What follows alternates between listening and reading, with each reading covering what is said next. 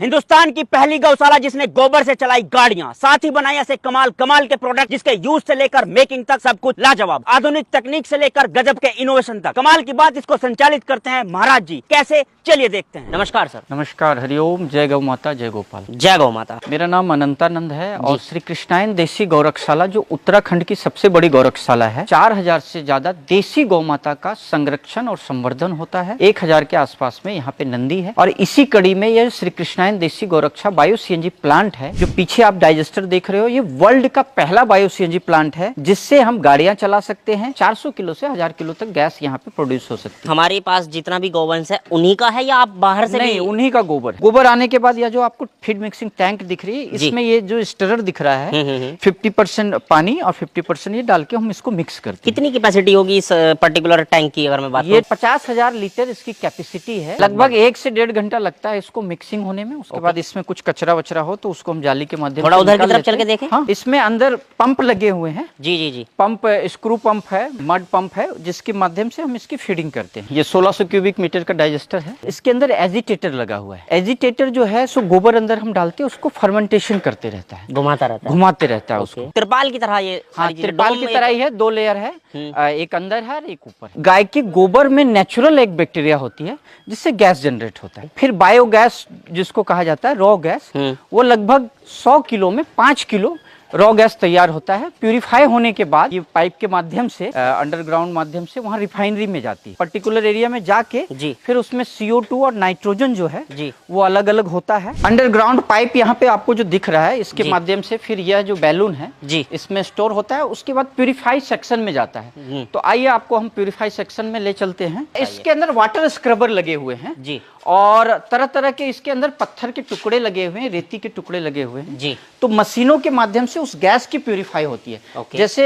पानी को प्यूरिफाई करने के लिए छन्नी लगी रहती है ना, उसी तरह का एक नॉर्मल सी भाषा में समझे तो छन्नी जैसी लगी हुई है। फिर ये बफर टैंक है, इसमें स्टोर होता है। उसके बाद फिर इसको कंप्रेस करते हैं। सीएनजी का फुल फॉर्म होता है कंप्रेस नेचुरल गैस।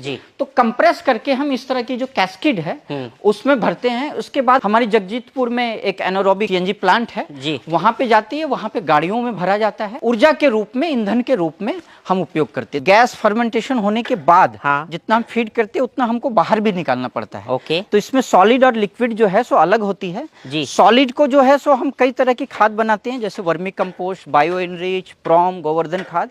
और लिक्विड जो है उसमें हम एनपीके, कंसोटिया, डिकम्पोजर और नाइट्रोजन फिक्शन के लिए कोई चीज हम लिक्विड डाल के डायरेक्ट खेतों में वो जाता है। अच्छा, ये अपनी वर्मी कंपोस्ट यूनिट है? हाँ, ये वर्मी कंपोस्ट से बचे हुए वेस्ट से ही ये बनता है। जी। पहले हम इसकी 3 फुट चौड़ी और 1.5 फीट लगभग ऊंची बेड बनाते हैं, उसमें पानी छोड़ते हैं ताकि उसमें जो हीट हो, गर्मी हो। टेम्परेचर वो जो है सो 20 से 25 डिग्री के आसपास में उसको करना पड़ता है। फिर हम उसमें अर्थवॉर्म डालते हैं, केचुआ जिसको लोकल भाषा में कह सकते हैं। तो वो 2.5 से 3 महीने का प्रोसेस होता है। फिर उसकी कटिंग होती है और इसमें मॉइस्चर मेंटेन करना पड़ता है हमको। पूरा कंप्लीट हो जाता है सर्कल 2.5 से 3 महीने में पूरा हो जाता है। ये जो क्षेत्र है ये पैकिंग क्षेत्र है। तो जो वर्मी कंपोस्ट हम यहाँ पे तैयार करते हैं उसको लाके फिर जो हमारा कल्चर जो हमारे लैब में बनती है, trichoderma, pseudomonas, beauveria, metarhizium, acetobacter, azotobacter, PSP, ZSP, इसमें हम ऊपर से स्प्रे करते हैं और 24 घंटे तक इसको इसके अंदर रहने देते हैं। उसके बाद फिर 1 किलो, 5 किलो या 50 किलो की जैसी एज ए रिक्वायरमेंट होती है वैसी हम पैकिंग करते हैं। ये जो कन्वेयर वाली जो मशीन लगी हुई है ये प्रॉम बनाने की मशीन है, जिसमें हम गोवर्धन खाद बनाएंगे। इसमें जो फास्फोरस है वो डालते हैं और